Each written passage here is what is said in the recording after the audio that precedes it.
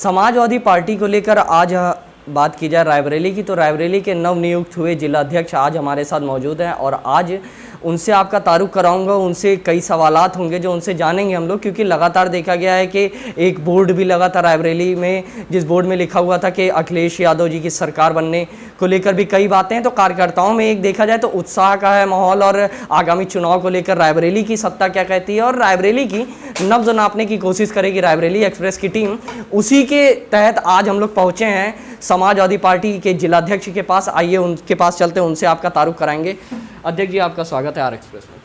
Thank you. सबसे पहली चीज़ है, जानना चाहूँगा कब नियुक्त हुए? हम 10 जून को मेरी घोषणा हुई थी। तो कैसा लग रहा है?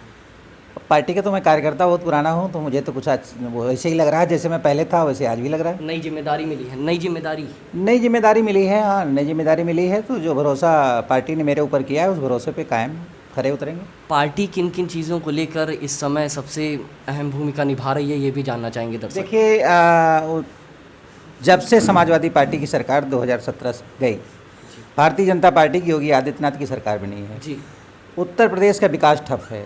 कानून व्यवस्था नाम की कोई चीज़ नहीं बची हुई है। सरेआम लोगों को मारा जा रहा है। जो हमारे रखवाले हैं पुलिस वाले, उनको मास में 8-8 पुलिसकर्मी एक साथ, अधिकारी मौत के घाट उतार दिया गया है। कानून व्यवस्था नाम की कोई चीज़ नहीं है। तो हमारा तो जो हमारी पार्टी का और जो हम लोगों का है, जो आम जनता से जुड़ी हुई चीज़ें हैं, उन्हीं को लेकर के हम लोग अपनी बात उठा रहे हैं। आज मजदूर परेशान है, किसान परेशान है।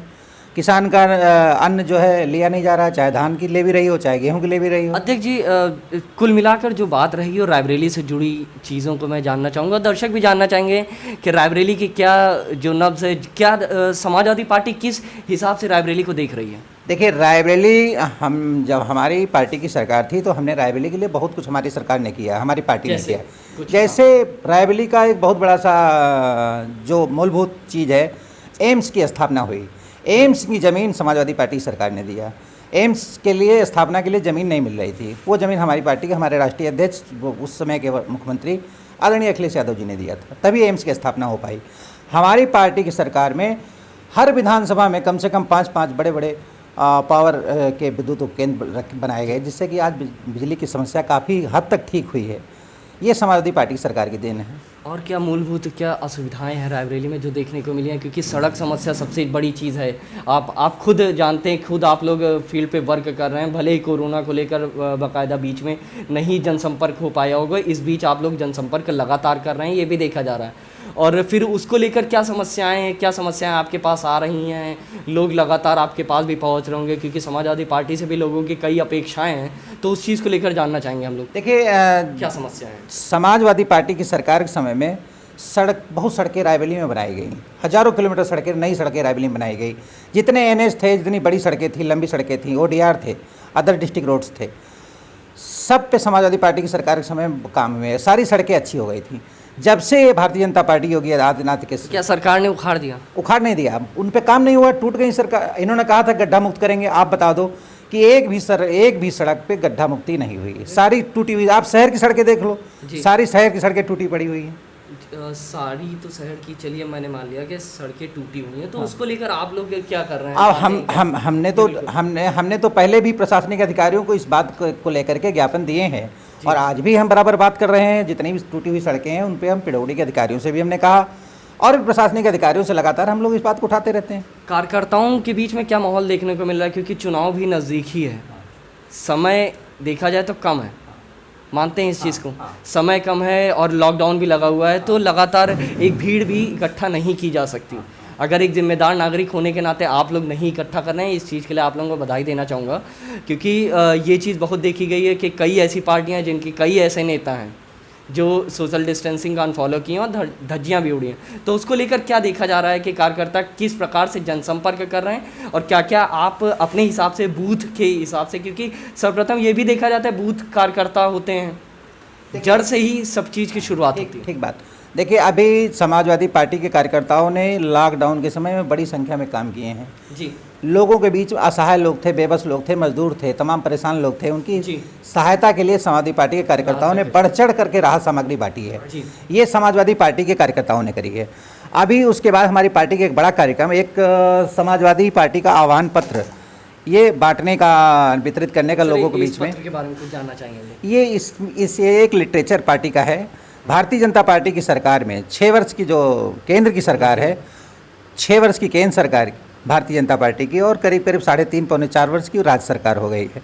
इन्होंने जो इनकी जो फेलुअर है, जिस तरह से ये लोगों के कसौटी पर खरे नहीं उतरे हैं, लोगों के बीच में भ्रम फैलाया है, झूठ बोला है, विकास नाम की कोई चीज़ नहीं है, वो है। और इसमें ये भी है कि समाजवादी पार्टी की सरकार में कितने काम हुए, लोगों के बीच में कितने जनहित के कितने बड़े बड़े कार्य हुए हैं, ये है इसमें।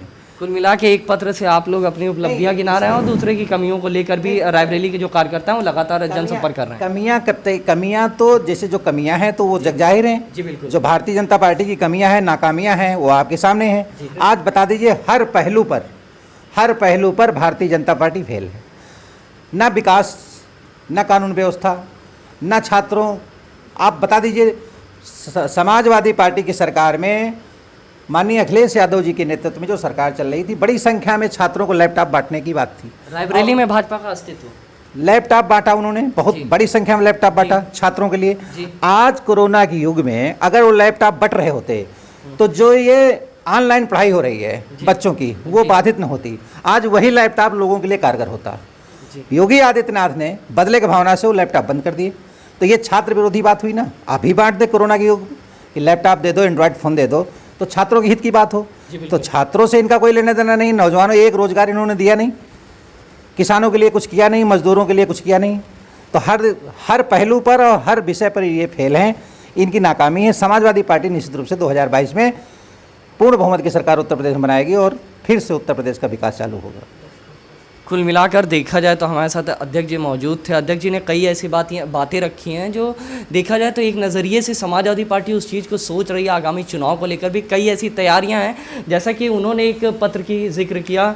इस पत्र समाजवादी पार्टी का आह्वान, कुल मिलाकर आह्वान शब्द से आपको ये ज़रूर समझ में आ गया होगा कि ये एक मुहिम है, जिस मुहिम के अंतर्गत भारतीय जनता पार्टी की जो नाकामियाँ हैं, जो समाजवादी पार्टी का आरोप रहा है कि नाकामियाँ कई ऐसी हैं जो पूरी नहीं की जा सकी और लोगों के जो कई दावे थे खोखले हो गए, कई इस तरह की बातें हैं। उसी प्रकार से हम लोग का कार्य और आगे बढ़ेगा और हम नापेंगे रायबरेली की नब्ज क्या है और आखिर क्या कह रही है रायबरेली की जनता, और जो जनप्रतिनिधि हैं वो किस प्रकार से अपनी बातों को रखना चाहेंगे। आर एक्सप्रेस पर Akhil Srivastava, team R Express, Raebareli.